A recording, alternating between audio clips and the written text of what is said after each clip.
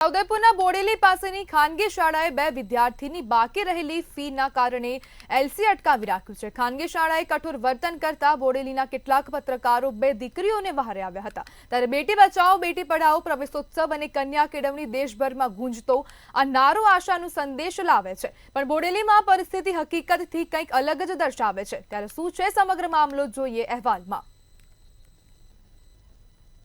છોટાઉદેપુરના બોડેલીના અલીપુરા વિસ્તારમાં રહેતી વિધવા માતા સીતાબેન રાઠવા ત્રણ દીકરીઓ સાથે જીવન વિતાવે છે। પતિ અને માતાનું અવસાન થયા બાદ લોકોના ઘરકામ કરી ગુજરાન ચલાવે છે। એક સમયે તેમની બે પુત્રીઓ ડિમ્પલ અને જિયાને બોડેલી નજીક ખાનગી શાળામાં એડમિશન કરાવ્યું હતું। આ સાથે જ ₹45,000ની ફી પણ ચૂકવી હતી। ત્યારબાદ સ્વાસ્થ્ય ખર્ચ અને આર્થિક તંગી આવી જતા ફી ભરાઈ શકી નહીં, જેથી શાળાએ વારંવાર ફી માટે ટોર્ચર કરતા દીકરીઓએ અભ્યાસ માટે શાળાએ જવાનું બંધ કર્યું હતું। સતત 3 વર્ષ સુધી અભ્યાસથી વંચિત રહેલી પોતાની દીકરીઓને અભ્યાસ કરાવવા સીતાબહેને બોડેલી કન્યા શાળામાં પુનઃ એડમિશન માટે એલસી માંગ્યું હતું। ત્યારે શાળાએ ₹17,000 બાકી ફીની માંગણી કરી હતી, તેમજ આચાર્યએ કઠોર વલણ સાથે જવાબ આપ્યો હતો। આ સાથે જ જણાવ્યું કે પૂર્ણ ફી ભર્યા વિના એલસી નહીં મળે। આ વિષય જ્યારે સીતાબહેન માટે ચિંતાજનક બન્યો ત્યારે તેઓ મૂંઝવણમાં મુકાયા હતા। બોડેલીના પત્રકારોને આ બાબતની જાણ થતા બે પત્રકારોએ પણ આચાર્યને ફક્ત ₹7,000ની ફીની માફી આપવા વિનંતી કરી હતી। ત્યારે આચાર્યએ જણાવ્યું હતું કે ફી તો માફ નહીં થાય, તમને લાગણી હોય તો તમે ફી ભરી આપો। ત્યારે બોડેલી પ્રેસ ક્લબના કેટલાક પત્રકારોએ ફી ભરી આપી હતી અને ત્યારબાદ એલસી મળ્યું હતું। આ સાથે જ કન્યા શાળાના આચાર્યને રજૂઆત કરતા તેમણે જણાવ્યું હતું કે તમે આરટીઈના કાયદા હેઠળ અરજી કરી વય કક્ષા મુજબ એડમિશન લઈ શકો છો। ત્યારે સીતાબહેને કન્યા શાળામાં આરટીઈ માટે અરજી કરી અને આ બંને બાળકીઓ માટે એડમિશન મેળવી લીધું।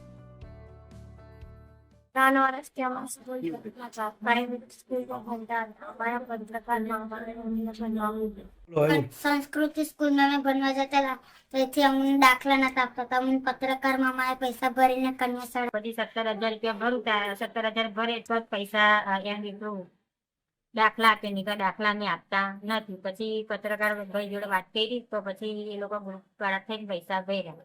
મારી મમ્મી બીમાર હતી, મારા ઘરવાળા બીમાર હતા, પછી કેવી રીતે પૈસા પરિસ્થિતિ એટલી ખરાબ હતી।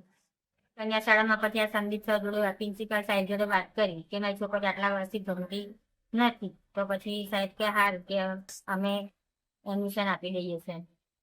બંને છોકરીઓને ખાનગી શાળામાં ભણવા મૂકેલ હતી। ત્યાં આર્થિક તંગીને કારણે એમને ફી ન ભરી શકવાને કારણે 3-4 વર્ષની એમને તૂટ પડી હતી। ત્યારે આ શાળામાં આવીને મળ્યા અને એમને એપ્લિકેશન આપી કે મારી બંને છોકરીઓને આરટી મુજબ એમની વય કક્ષાને ધ્યાને લઈને જે તે ધોરણમાં એડમિશન આપવા આપને વિનંતી છે। એટલે પત્રકાર મિત્રોએ ડોનેશન કરી અને સ્કૂલમાં પૈસા ભરી અને એલસી પરત લીધી।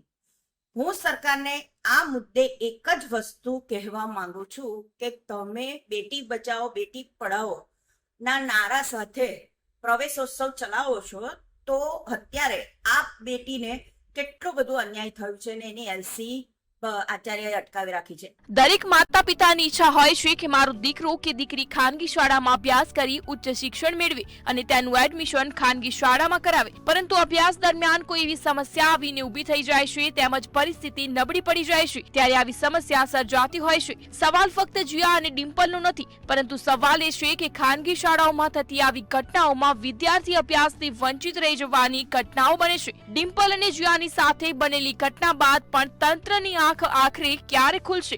સુલેમાન ખત્રી, છોટાઉદેપુર, મંતવ્ય ન્યૂઝ।